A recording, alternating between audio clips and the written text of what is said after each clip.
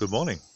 It's now 6:30 in the morning of Saturday the 23rd of April, which is St George's Day. So happy St George's Day to everybody.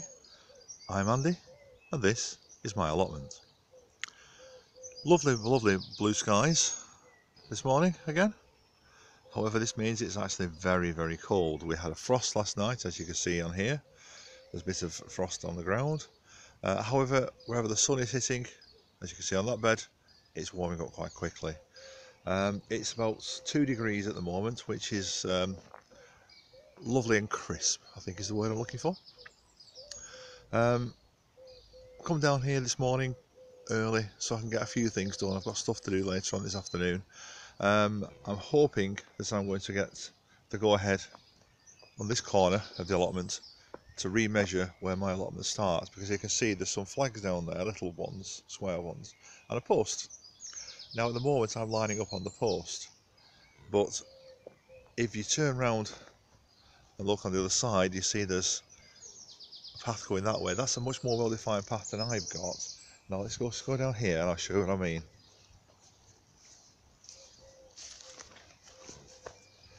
As this is where I thought the end of my plot came to at one point. This bit, this flag, and hopefully you can see into the sun. But there's a good foot I'm missing on here. So what we're hoping to do is get it remeasured and identify that I do have an extra foot strip along here, which would be great, because I've got lots of fruit bushes I need to plant out. All the fruit bushes in that bed there, hopefully, are going to come down here and be like a fruit hedge on this side of my allotment. I'm going to put some up there, down the other side of the pond anyway, because I've got space. I've got some space on the other side of the rhubarb where that tree is at the moment. So that's where all my stuff is going to start to go. Probably going to put the gooseberry bushes alongside the rhubarb there, dig that out again. I've dug it out twice already, but I'll do it again, and then try and identify where I can put things. Hopefully that'll do fine. The strawberry canes, these are all going to be tapped down into the ground, so they're only about 12 inches high. At the moment they're probably about 18 to 2 foot high. I'll tap them all down quite a bit and get them down. Got some netting coming now, that should arrive middle of next week. We've also got some caging coming for the hens, so we're going to build at this end. I'm going to build a framework for them to live in. Got some mesh to go around the bottom of it to stop any nasties getting through the bars, and hopefully that will be coming today, so I might actually show you getting going. We shall wait and see. Another thing I've got to do today, these strawberries need putting in, so I'm going to put some holes in the matting. I'll basically drop the strawberries through later. That's going to be done probably tomorrow with my grandson Jack, because this is his bed. And something's been digging. I've got a feeling it's the fox, because we tend to have foxes on here, so something's been digging in this bed. So with it being close to chickens, it's getting crucial now to get these fencing in properly and get it all sorted out. So I'll come back to you later, show you what I've done. Okay folks, it's now time to get some potatoes planted. What I've done on this bed, I've marked out roughly where I want my potatoes to go. These are the first 2 rows of Southpaw Mira. As you can see, they're fairly large potatoes. I don't really bother chitting my potatoes. As you can see, they've got some small chits on them, but that's all. Simply from being left in the bag. They've not been put out, they've not been laid out. The first 2 I lay out because I want those to have a good start. These have been in the ground for a long time. It's not going to make much difference, to be honest, I don't think. So the first 2 rows are Southpaw Mira.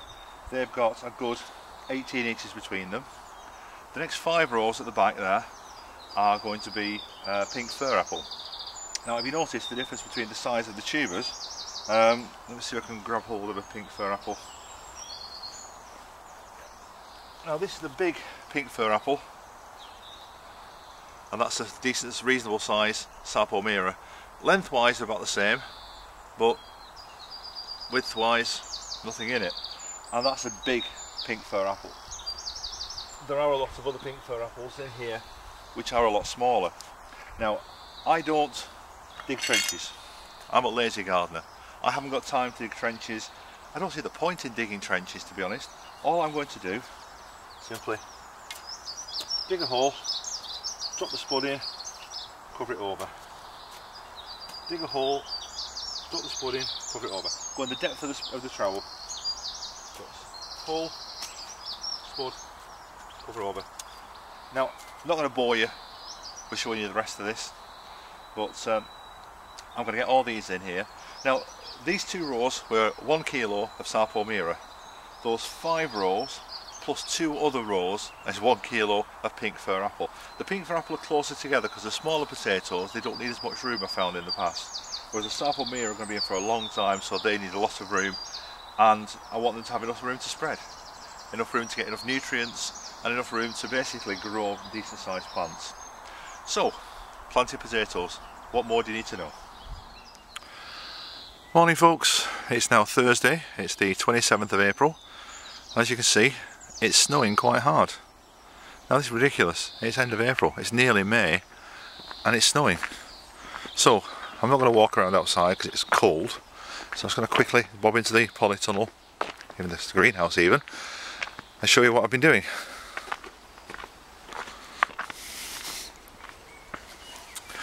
I was down here most of last night, oops, sorry about that. I've got a new burner and I had this going all night until about 9 o'clock when I put the chickens away, and I couldn't get the temperature much above 10 degrees because as soon as the temperature went up, the automatic opener opened. Used to be. And it was freezing in here, it really was. Right, a quick spin around what I've got in here now, the things you won't have seen. Under there I've potted on some of the tomatoes now into individual pots, as they were getting quite a bit straggly, shall we say. So I've got a dozen tomatoes in there, and God knows how many tomatoes in there that need potting on. I'm not going to use all of these, I'm sure I won't, but just in case. Over here in these little pots I've got the remnants of the brassicas. These are the ones I've been able to save, all the rest were scorched badly. So hopefully these will be okay. Some cauliflowers, some kale and a single cabbage. On that lot I've got loads of sweet corn, as you can see. I've got 1 coming through out of 22, a total failure. I've had a little dig round in one of the pots and the corn is still there, it's not rotted yet. So I'm hoping I've just been overwatering it because I've kept them rather damp. So I'm not watering now until they dry out. So hopefully that'll give them a boost to get started.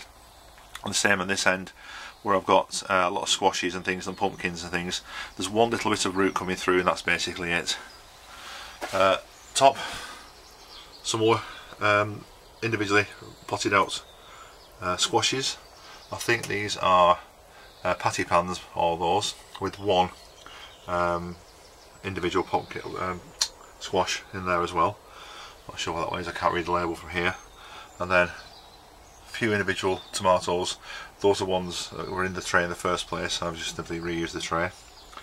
And then over here I've got 1 more courgette which has come out as well.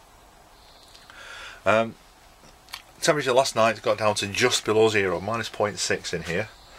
I've potted up loads and loads of squashes underneath there.